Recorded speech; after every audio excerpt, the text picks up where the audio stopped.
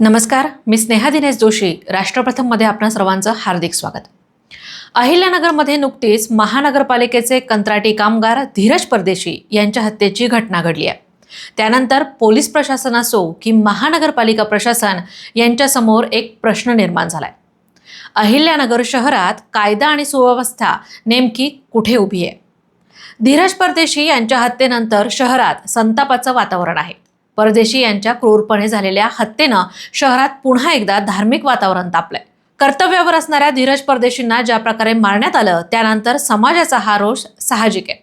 मात्र याच पार्श्वभूमीवर महानगरपालिका कामगार युनियननं एक मागणी केली आहे आणि ती सध्या चर्चेचा विषय ठरली आहे. ज्या परिसरात धीरज परदेशी यांच्या हत्या झाली त्या मुकुंदनगर भागासह मुस्लिम बहुल दर्गा दायरा आणि फकीरवाडा हे भाग महानगरपालिका हद्दीतून वगळावेत अशी मागणी युनियननं केली आहे. इतकंच नाही तर सध्या या भागांमधील दैनंदिन नागरी सेवाही बंद ठेवण्याचा निर्णय घेण्यात आलाय. आता साहजिकच प्रश्न असा पडतो की महानगरपालिकेच्या कर्मचाऱ्यांना अशी भूमिका का घ्यावी लागली? महानगरपालिकेचा कर्मचारी कोण असतो?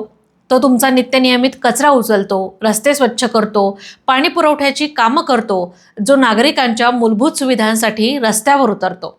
म्हणजेच शहर चालवणाऱ्या व्यवस्थेचा हा एक महत्त्वाचा भाग आहे. पण जर हाच कर्मचारी एखाद्या परिसरात काम करण्यासाठी जाताना स्वतःच्या सुरक्षेबद्दल चिंतित असेल तर हा केवळ कर्मचाऱ्यांचा प्रश्न राहत नाही, हा प्रशासनाच्या कार्यक्षमतेचाही प्रश्न बनतो. कारण एखाद्या गुन्ह्यानंतर फक्त काही दिवस संताप व्यक्त करूनच प्रश्न संपत नाहीत. प्रश्न संपतो तो दोषींना कायद्यानं शिक्षा झाल्यावर. आणखीन एक महत्त्वाचा प्रश्न आहे. जर एखाद्या परिसरात काम करणाऱ्या सरकारी किंवा महापालिका कर्मचाऱ्यांना सुरक्षिततेची समस्या जाणवत असेल तर त्यांची सुरक्षा सुनिश्चित करण्याची जबाबदारी कोणाची?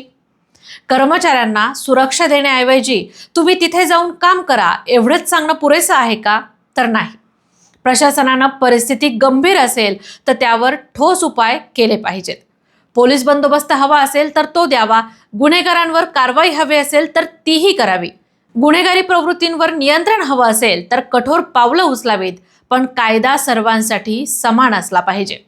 मुकुंदनगर परिसरात याआधीही महानगरपालिका कर्मचाऱ्यांना मारहाण करण्यात आल्याच्या घटना घडल्यात. ही काही पहिलीच वेळ नाही. मात्र वेळोवेळी जर कर्मचारी अशा हल्ल्यांना तोंड देणार असतील तर प्रशासनानंही यावर गांभीर्यानं विचार करणं अपेक्षित आहे. महानगरपालिका कामगार युनियननं ही मागणी करतानाच एक मुद्दा असाही उपस्थित केलाय की या भागातून महानगरपालिकेला महसूल उत्पन्न देखील अत्यल्प आहे.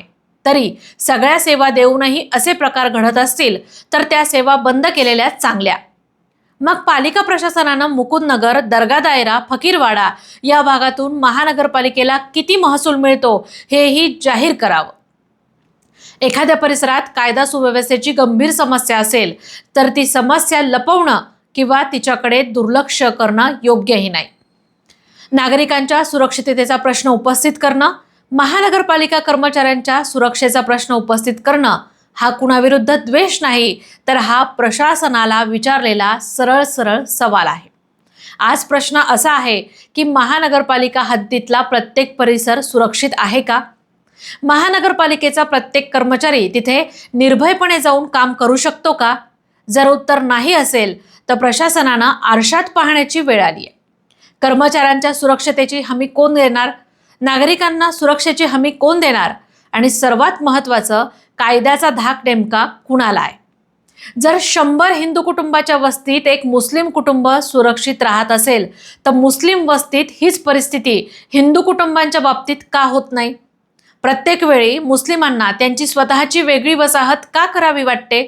आणि अशी वसाहत तयार झाल्यानंतर भारतरत्न डॉक्टर बाबासाहेब आंबेडकर यांनी निर्माण केलेल्या कायद्याचा धाक या लोकांना का उरत नाही? हा खरा प्रश्न आहे. आणि यासाठी मुस्लिम समाजातील प्रतिष्ठित व्यक्ती, समाजसुधारक आणि राजकीय नेत्यांनी खरं तर आत्मपरीक्षण करण्याची गरज आहे. धीरज परदेशी यांच्या मृत्यूला न्याय मिळायलाच हवा. दोषी कोणीही असो त्याच्यावर कठोर कायदेशीर कारवाई झालीच पाहिजे. आणि महानगरपालिका कर्मचाऱ्यांनाही सुरक्षित वातावरणात काम करण्याचा अधिकार आहे. कारण शहर चालवणाऱ्या हातांनाच जर सुरक्षेची भीती वाटत असेल तर शहराच्या सुरक्षेबद्दल प्रश्न उपस्थित होणारच. आणि त्या अनुषंगाने जर कामगार युनियननं ही मागणी केली असेल तर त्या मागणीला एक वेगळं वजन प्राप्त होतंय. यावर आता प्रशासन काय निर्णय घेतं याकडे सर्वांचंच लक्ष लागलंय.